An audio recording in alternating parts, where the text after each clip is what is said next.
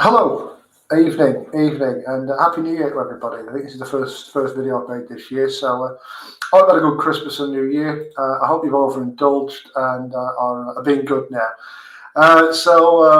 Yeah, we'll just do a video here about this rather infamous character who's been in and out of public life for quite a long time and achieved precisely nothing, which I think is what he and his followers are supposed to achieve. I'm of course referring to Stephen Yaxley Lennon, aka Tommy Robinson, aka I don't know, Walt Disney, aka David's Love the Third, whatever. If you watch Monkey Dust, you'll get that joke. People forget about Tommy. That's what he's calling himself this week.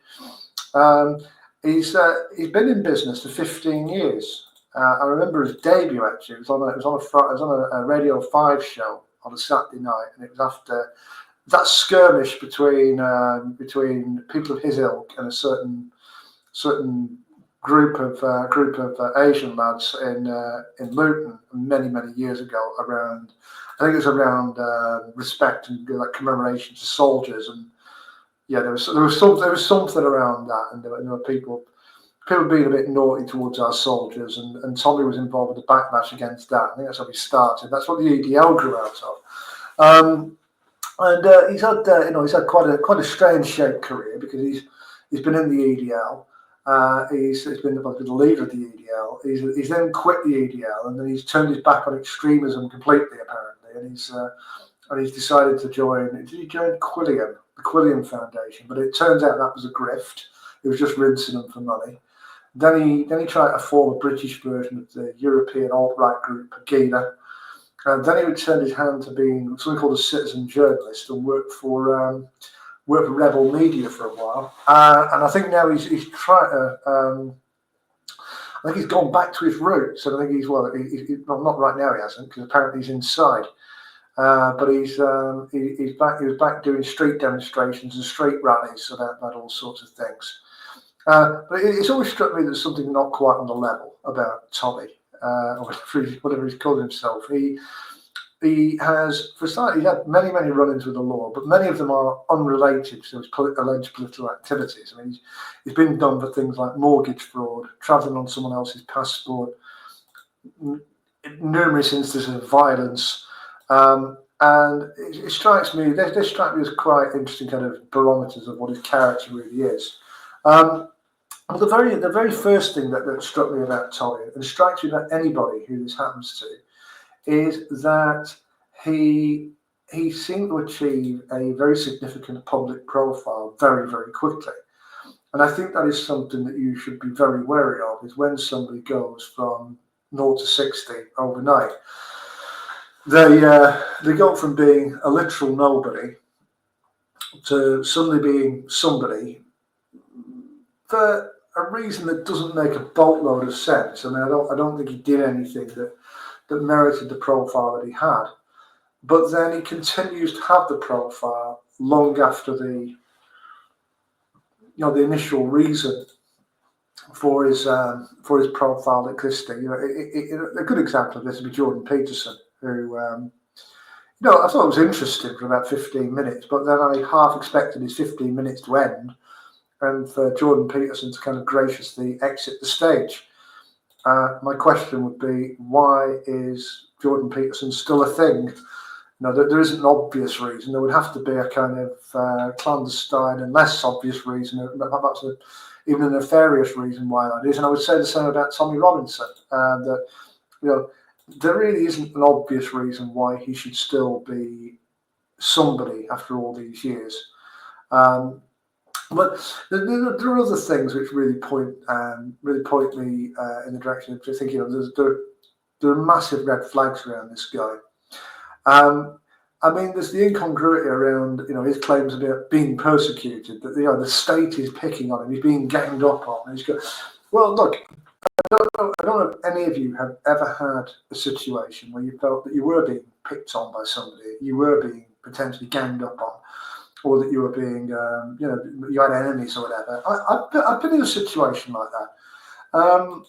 And many people will, probably once or twice in their lives, thinking about it. And if you genuinely do feel that there are people in your life who are out to get you, then there is a very obvious golden rule around that, which is to box clever, and whatever you do, do not give those people anything obvious to hang you with. Right? Now, that would strike me as fairly straightforward, particularly for somebody like Tommy, who, claims to be a kind of, he puts himself out there as a kind of figurehead for a certain type of person to get behind, a kind of patriotic, nationalistic person. He sets himself up as a kind of messiah for these people, and yet he keeps letting them down by getting himself locked up. I mean, if a court case has a quite clear reporting ban on it, and they have stated clearly, the judge and the relevant people of the court have said there is a reporting ban on this case for whatever reason, then but by all means criticise that from a distance. So I think that the cases in which there should be a reporting ban, in such a, they should be truly exceptional. I mean, there should be very few and far between. No doubt persuade me that there are instances where that should happen, but there should be very, very few court cases where the reporting restrictions apply. And so, by all means, criticise that decision from a distance and question the merits of it. But Tommy chose not to do that. Tommy chose to actually sort of ambush the trial and make the trial all about him, which is another thing he does. He makes everything about Tommy, which think of that what you want.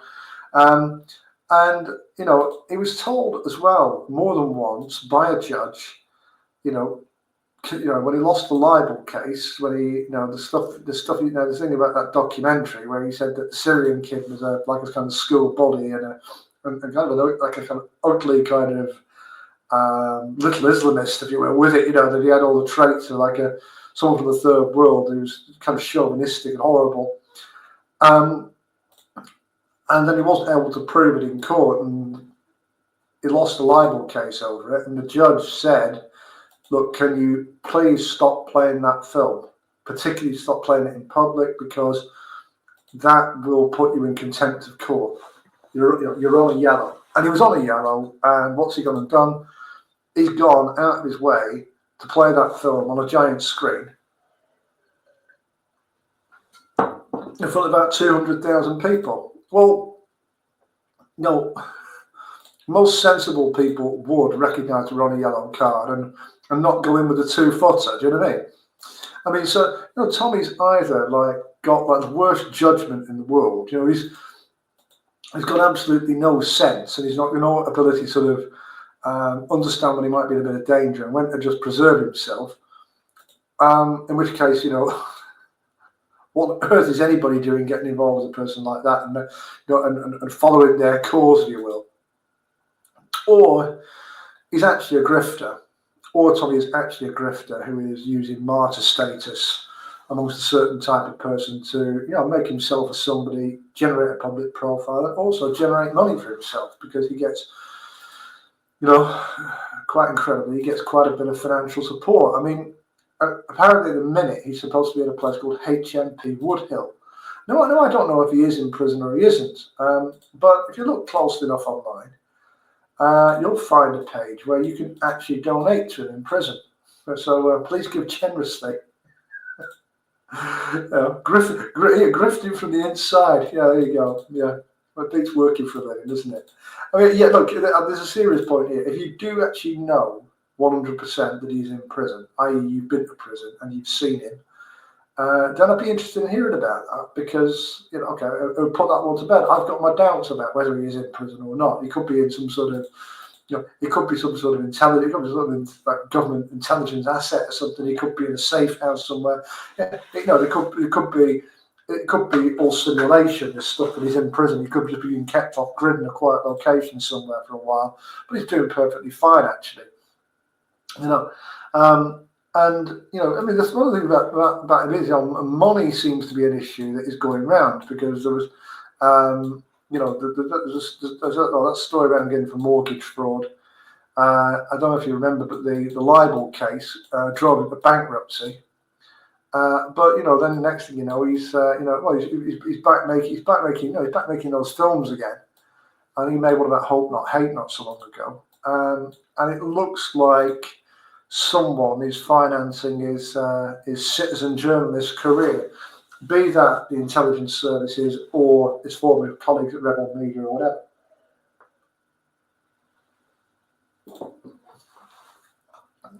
And around him has become this sort of Tommy circus with an assortment of clowns, rocking up just to want to draw attention to themselves and also to help themselves to the crumbs of the Tommy Robinson pie. Really, there's a bit of an industry come up around him, and there's a gentleman called Paul Thorpe.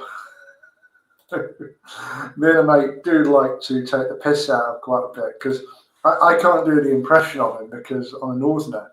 If I try to do an impression of Paul Thorpe, I just end up sounding like Babs Cabs from League of Gentlemen. So, but he looks and sounds like the product of a highly regrettable night of passion between Phil Mitchell from EastEnders and Bobby George, the former darts player. It could also be, Paul Thorpe could also be the narrator in one of those dreadful crime porn documentaries. You know, the ones about East End villains and the like, the ones that glamorise criminals. Yeah, right. But this is the thing. I mean, this is another one who was rocked up at absolutely nowhere. Apparently, has a quarter of a million subscribers, right? And he's pushing this thing about Tommy is like this key plank in like some sort of culture war. If we're going to turn this situation around, then we're going to get our country back. Tom, we've got to get Tommy out, right? We've got to get Tommy out. Yeah, I can't do the voice, but there's almost like a state of learned helplessness about this as well with people like Paul Thorpe. They kind of tell you that like without Tommy you can't do anything. Well, that's palpably untrue.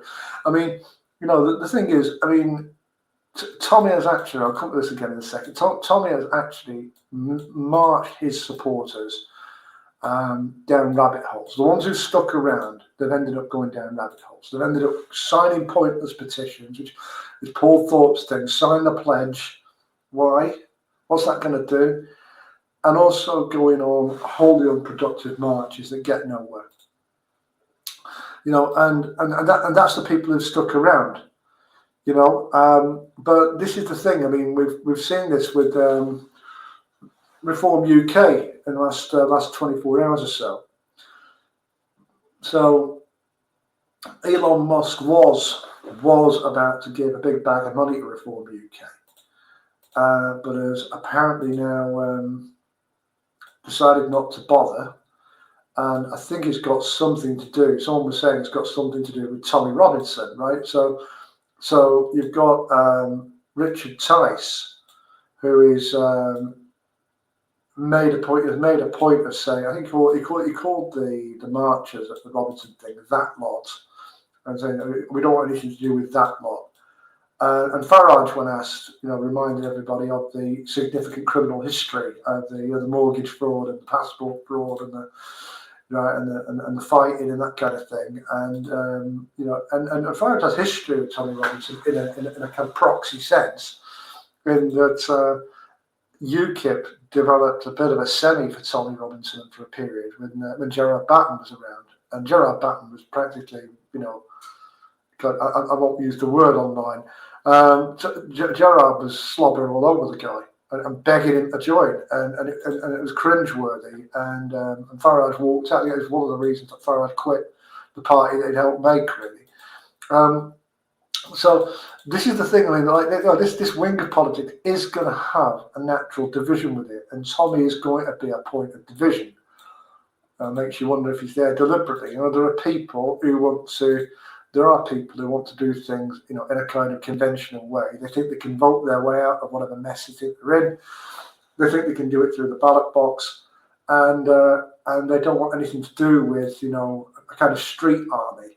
They see the potential for that to descend into something far uglier, and don't want to smear what they believe in by association with it.